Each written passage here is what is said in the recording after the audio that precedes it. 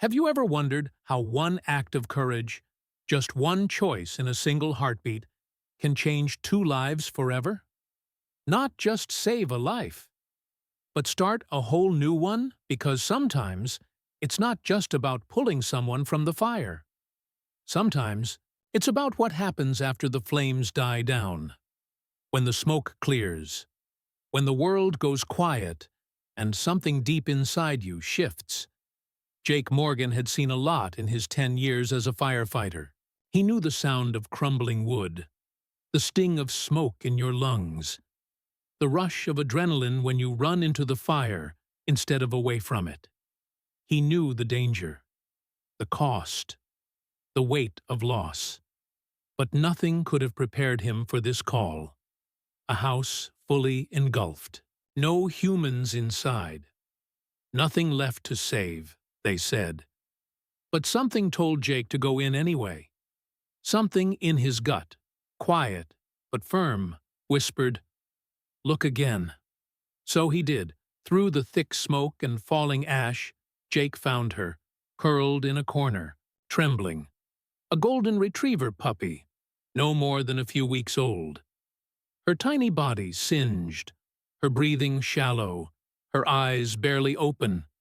She wasn't barking, she wasn't crying. She was just waiting. For someone. For him. And in that moment, something cracked open in Jake's chest. Something more powerful than duty.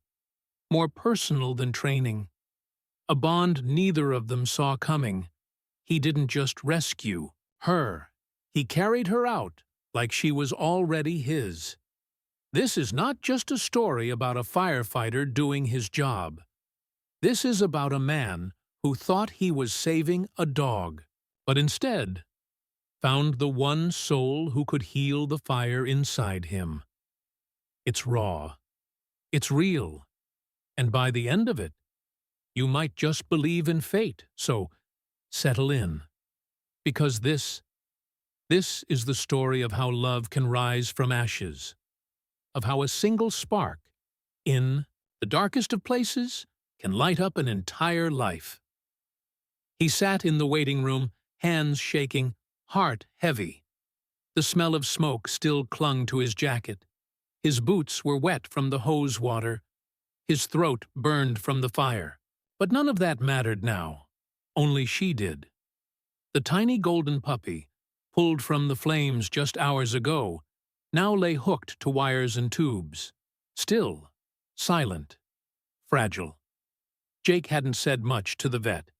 He just kept asking, is she going to make it? No one could give him an answer.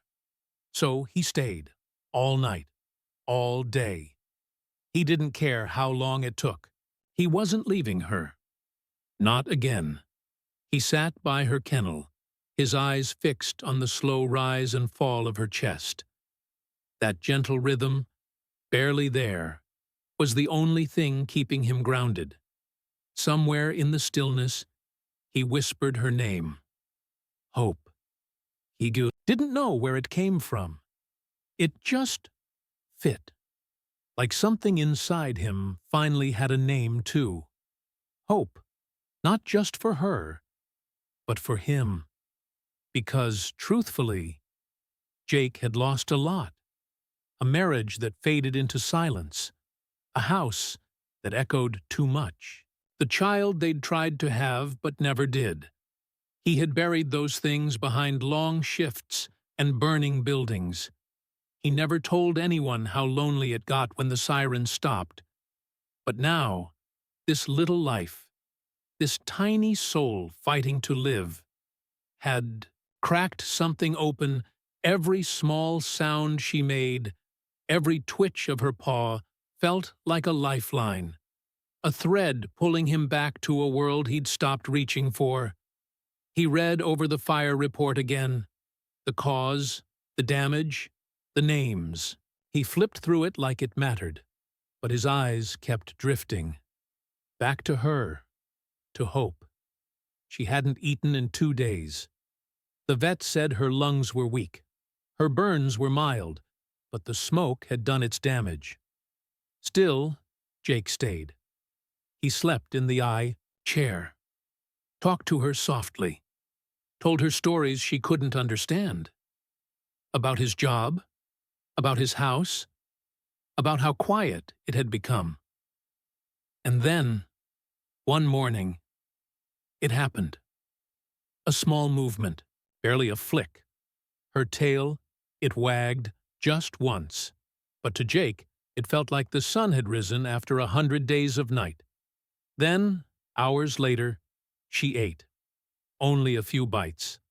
But she kept them down. Another miracle. He smiled for the first time in days. She's fighting, the vet said. Jake nodded. Yeah, she's strong. But deep down, he knew. It wasn't just her fight anymore. It was theirs. He didn't know what would come next. There were no promises, no guarantees, only one simple truth. He had walked into that fire thinking he was doing his job. But he had come out with something else entirely. Something worth holding on to. Something worth staying for. Hope. The adoption papers sat on the counter. Jake didn't hesitate. He signed his name just like that. She was his. The vet gave a soft smile, but also a warning. She may have lasting trauma, fear, nightmares. She might never be the same. Jake looked down at the small golden puppy curled beside him. He nodded. So do I, he said. Their first days together were quiet. Careful. Hope stayed close, but tense. Every loud sound made her flinch. Sirens, smoke alarms, even the microwave beep. She didn't bark. She didn't play. She just watched. Waited. Jake didn't push her. He moved slowly, spoke softly, sat on the floor beside her with treats and open hands. He didn't expect trust. He earned it. Bit by bit, she came closer. She followed him from room to room, sat by the shower, slept near his boots, always watching. Jake started to talk to her, more. Just small things. Weather, work, the things he used to keep to himself. It felt strange at first. Then, it felt good. For the first time in years, his house wasn't silent. One morning, he woke up to find her curled beside him on the couch. He laughed. Really laughed. And she wagged her tail like she understood. That's when everything began to change. They started going on walks, short ones at first, then longer. Hope sniffed flowers, chased butterflies, wiggled with joy when she saw other dogs. She still hated loud trucks, still ducked when something dropped, but she came back to him every time. Because now she had someone to come back to. Neighbors stopped Jake on the street. She's beautiful, they said. You look different, he smiled. I feel different. At the station, the guys noticed too. Jake, quiet, serious Jake, was suddenly showing pictures of his dog like a proud dad, telling stories, laughing more, even staying late to talk, not just work. They teased him. He didn't care. Hope was changing him, not because she needed him, but because she trusted him. They found a rhythm together. Morning walks, evening naps, long weekends with no plans but each other. Jake started cooking again, playing music, leaving the TV on just to fill the air. Hope would sit beside him, head on his leg, breathing slow. No alarms, no rushing, no fire, just peace. For years, Jake had lived like a man half alive. Now, he was whole again, and all it took was one little dog with burned fur and big eyes to show him how. Not by barking, not by licking his face, just by staying and loving him, quietly, completely, without asking for anything in return. Hope had survived the fire. Now, together, they were learning how to live. It had been months since the fire. Hope was stronger now, happier, more playful. Jake saw it in her eyes, the light that had returned, the fear that had faded. So when the station planned a fire safety day for kids, Jake volunteered. He thought it would be good, safe, a way to give back, a chance for Hope to meet the community that had rooted for her. He clipped on her leash, packed a bag of treats, and drove her to the event with the windows down and music low. She seemed fine, tail wagging, ears up, curious, until the siren. The Fidri truck's horn echoed across the lot, sharp, loud, sudden, and just like that, she was gone. Hope yanked the leash from his hands and bolted, fast, like something inside her snapped in half. Jake's heart dropped. He ran after her, calling her name, calm at first, then louder. No answer. He found her curled beneath a bench behind the building, shaking, eyes wide, breath fast and shallow, the same way she looked that night in the fire. Jake didn't reach for her. He didn't beg her to come out. He just sat down beside her, slowly, quietly. He didn't say much, just a whisper. "I've been there too." Hope looked at him, eyes still full of fear. He kept talking. "Sometimes I hear sirens, and my chest gets tight. Sometimes I can't sleep because my head won't stop remembering." His voice broke a little. "But we're okay now. You and me. We made it out." He didn't rush her. He waited. A minute passed. Then another. Finally, her head moved. Just a little. She nudged his knee with her nose. He smiled. There it was. Trust. Fragile, but still there. He didn't care about the event anymore. The people. The plans. He cared about her. Because healing isn't fast. And it's never perfect. Sometimes it means falling back before moving forward. But love doesn't leave. Love sits beside you, even under a bench, behind a building, with the past still echoing in your ears. Love says, "I see you. I'm not going anywhere." That day wasn't a setback. It was a reminder. Hope wasn't just surviving. She was still learning to feel safe. And Jake was learning how to help her feel that way. Not by fixing everything, but by staying close, by choosing patience over panic, and by loving her, even when the fear came back. 1 year later, everything was different. Hope walked beside Jake, steady and calm. Her head held high, her tail swaying, not tucked. The fire department held another community event. This time, it was Jake's idea. He didn't second-guess it. He didn't worry, and neither did Hope. No flinching at the sirens, no hiding, just quiet confidence. She walked through the crowd like she belonged there. Kids ran up to her with wide eyes and sticky hands. She let them pet her, lick their fingers, roll onto her back for belly rubs. One little girl wrapped her arms around Hope's neck and asked, "Is she a hero?" Jake knelt down beside them. He smiled. "No," he said. "She's my hero." 6 other firefighters nodded. They knew what he meant. Hope had become part of the station. She greeted the crew when they came back from calls, rested her head on their laps when the day felt heavy, sat quietly beside crying families who had just lost everything. She didn't need words to help. She just showed up, like she always did. One call, one moment, one life. That's all it took to bring her into Jake's world. But what came after? That was the real miracle.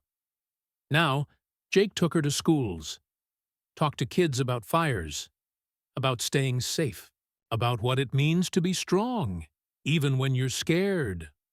Hope would sit beside him, tail wagging, letting little hands pet her ears.